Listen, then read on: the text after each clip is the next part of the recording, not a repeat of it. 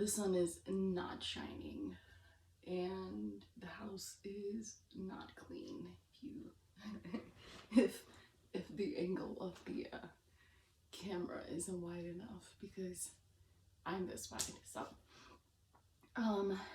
today is Wednesday. I don't know the date because my phone is in my an hour. I keep saying my house, and a lot of people always like, isn't it your house because you're married?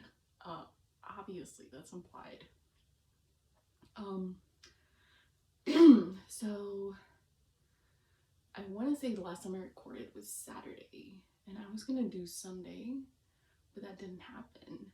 Honestly, I don't remember for sure, but I'm at 20 videos, which, you know, like, for someone with a concussion, for someone who has zero ability keeping up with everything and doing all this stuff, I feel accomplished, you know. Again, I am blind today, which means that I have to time myself and be very careful of how long I drag on. I have to make sure we're actually recording. That's the other part.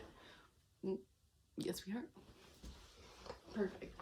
So here's so I straightened my hair, if you guys remember, but I did some yard work yesterday. So after we had dinner with Nick's brother on Saturday, we Sunday we kind of just took it easy because I had just one of those like days. We did do some there it is. My languages are getting mixed up. I normally start my mornings in Romanian, right? So that's the problem I'm noticing is doing the videos first thing in the morning. I stumble more with words because English isn't my first language. So it's really weird. I get people saying that, like, how is it possible that you can speak without an accent and you're born here? And it's always someone who forgets that God exists or forgets that miracles do happen. So I like to remind people. But today I'm obnoxiously cute because I'm obnoxious and cute. I don't know if you can see this disaster area, but I'm just gonna turn the camera on and give you a view of my daughter's room in case people don't believe me. It is a mess in my house. So we have her bed right here, and as you can see, it is surrounded on the floor. There's her little nightstand, if you can see right there. Allow me to, you see all the pillows everywhere? Yeah, that is all me. I don't know about other moms, but like, I am terrified of leading her. Oh, there's the camera. It's gonna go down. It's going down. There it is. Boop, a little more, just because otherwise you guys won't be able to see me. There it is. Ugh, so ashamed. I mean, like, all her dresses, because she's gonna wear a dress, like, I don't know if anybody else knows this, but my kid is a dress wearer, and I am too. I have, like, I'm 100% sure I have more dresses than I have pants. But yeah, the room is a disaster. The house is too, I'm struggling. So tomorrow I have a doctor's appointment, and by doctor's appointment I mean I'm having an MRI of my spine and my back. So it's like not one thing, I get two things.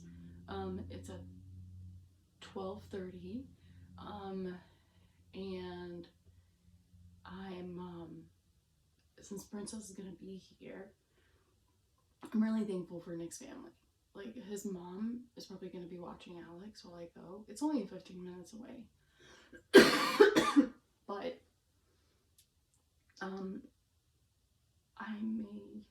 she may not want to go, now that I think about it.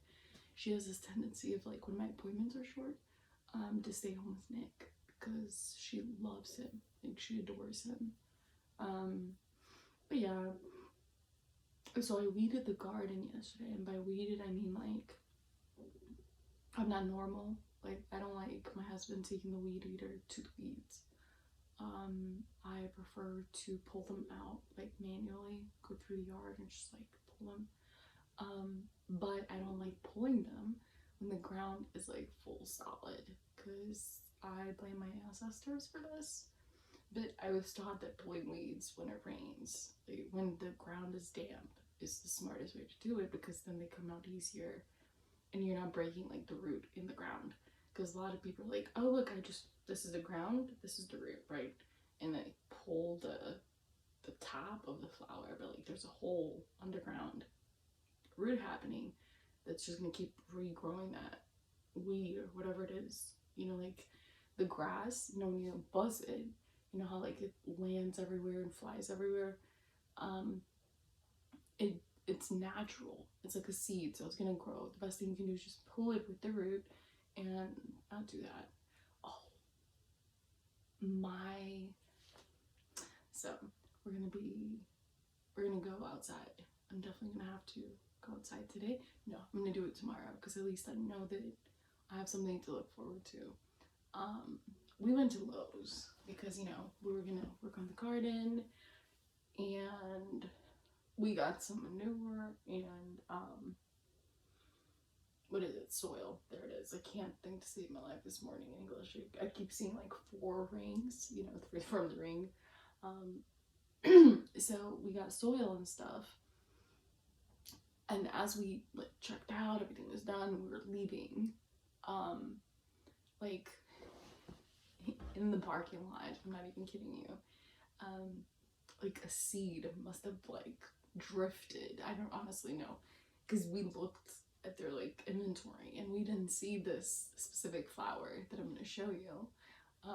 We didn't see it in their store. It must have been like a seasonal thing, right? So I literally like looked at it and it was like in this like wedge.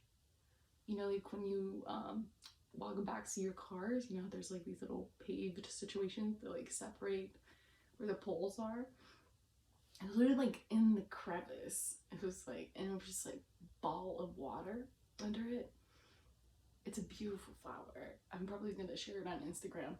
But yeah, it just like, it was living. Like, there was like no soil around it. The only soil that it had was like the soil that gathered around it, I guess from like washing down from the garden, because it was like right down from the garden section. So I looked at the flower and I really just like felt like I was the flower and I saved it. Like, I know it sounds crazy, but I took it out of that crazy little corner and I brought it home and I put it into a jar of water, and now it's blooming and it's beautiful. But I feel like there's so many people out there who could change the world, who could have ended world hunger, but they don't know the right people, right? There are people like me that are significant, people who, nobody would even take a second glance at. And that's why I'm doing these videos, all of them, is because I'm hoping that it's contagious. I'm hoping that kindness and love and genuine, like, responses become contagious. Like, I'm curious. I want to ask my neighbor. This is like insanely not normal, but our neighbor to this side, so I'm in Alex's room. To this side, we have a neighbor who has 2 dogs, and they both love us. But the little one, Alex adores, and we haven't gotten a dog yet. And so I was literally, do not judge me, I was literally gonna ask her if we can babysit the dog while we have Alex here, so that she has a little something to play with. On that same note though, I'm worried that like, I worry about the dog as well, right? So like, most people are like, the dogs don't care. Like, since this concussion, like, I get these, like, feelings. I don't even know if it makes sense, but I get these, like, I connect with things that I shouldn't connect with. I swear, I'm crazy. For even admitting this, but, there's a neighbor, not these guys. There's one down the street at the corner of the street where we turn, and they have this little, like, gate. It's not really a gate, it's like a little fence, right? It's like square and it's round and square and small. And I mean, like, it's tiny. And there's a dog in it. I think there's 2 dogs, but I always see this one dog. And before the concussion, every time I saw the dog, I would tell my husband, it reminds me of me at the orphanage. Like, I feel like I can relate to the dog because I don't know if it makes any sense, but being inside the cage, it's such a different feeling because you don't have a choice. And being in a cage as a kid, because that's what it was. I know everybody's like, oh, you were so safe. You couldn't get raped or abused at the orphanages and all this other stuff, but we may have been spared the things that the other kids went through. The things that we went through were a lot more psychologically damaging long term because they weren't, none of the other orphanages had to do the stuff we did, and none of them were terrified to do anything or leave the premise. Like, I know when we went to public orphanages, the kids would just, like, leave, do whatever they wanted to, no biggie. I was terrified to leave that square. And every time I see that dog, I think of myself, and that's what I do. I literally just, like, now, so before the concussion, I just could relate to the being in the, in the enclosed space. After the concussion, I have this, like, inner thing where, like, okay, obviously I'm not going to tell my neighbors this, but I want to go and break out those dogs. Like, my heart is crying. Like, I'm in agony. Like, parts of my brain are in agony because I have no control over, like, we don't have control over things that harm animals, right? So, like, it would be nice to be able to go to a neighbor and say, like, hey, I see the dog back there, I see you're, like, obviously not bringing him inside, you're keeping him out, can I take him? Or, I don't want to release a dog and just, like, be free, Willie or whatever, like the whale. But on that same note, I feel like it's been happening so often with me. Like, the animals always, I'm more sensitive to animals now. When we went to the Raptor Center, the same thing happened. I promise I'm winding down. But the owls that were in cages, and they have a ton of space, like a ton of space everywhere. And they got these owls in, like, these little cages where, like, the owls can't, like, they can span out their wings, but they can't fly up. It's like, like when you wake up in the morning, you're like, oh, they can't do that. So, yeah, we went, and, like, the whole time we were there, I was like, I'm gonna get these birds out.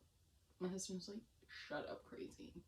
I love you. But seriously, so, besides those things, which, I know are not normal, I'm excited. Princess is coming home. She was at the beach with Nana and Pawpaw since, like, Sunday, so this kid's, like, rotten. I'm gonna love the, excuse my language, shit out of her. I missed her. Like, I miss my kids, like, so much. Like, my heart. You ever wonder, like, how do moms do certain things? literally half of my heart is with my son and half of it is my daughter. And Nick's like the glue that just keeps it together.